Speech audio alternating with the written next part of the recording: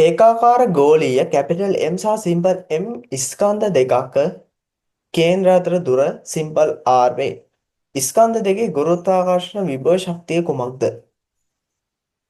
ගුරුත්වාකර්ෂණ විභව ශක්තිය. මොකද්ද ගුරුත්වාකර්ෂණ විභව ශක්තිය කියලා කියන්නේ? ගුරුත්වාකර්ෂණ ක්ෂේත්‍රයක් තුළ අනන්තයේ පිහිටි ස්කන්ධයක්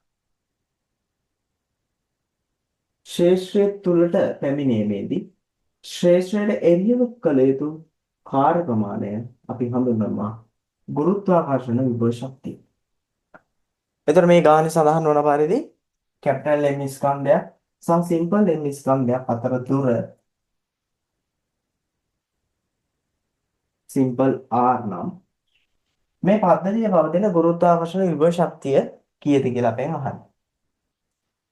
එතකොට මේ සිම්පල් කැපිටල් M ස්කන්ධය මේ අපි සලකන පතේ මේ සලකන කලාපය තුල මේ ස්කන්ධය පමණයි පිහිටන්නේ. එහෙනම් මේ ස්කන්ධය තුල විභව ශක්තියක් ගබඩා වෙන්නේ නැහැ.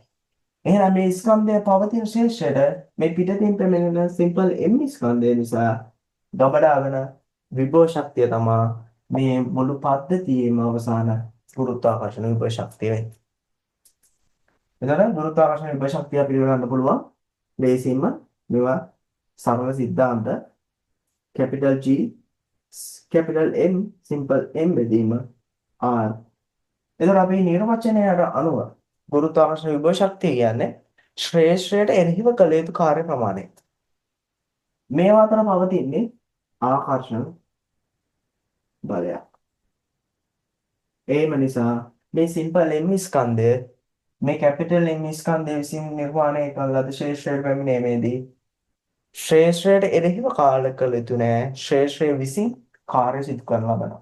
එම නිසා මෙතන ඍණාත්මකයක් කිය යුතුයි. මේක සරල සිද්ධාන්ත. ඒ අනුව උත්තරේ වෙන්න ඕන. උත්තරේ දෙවෙනි උත්තරේ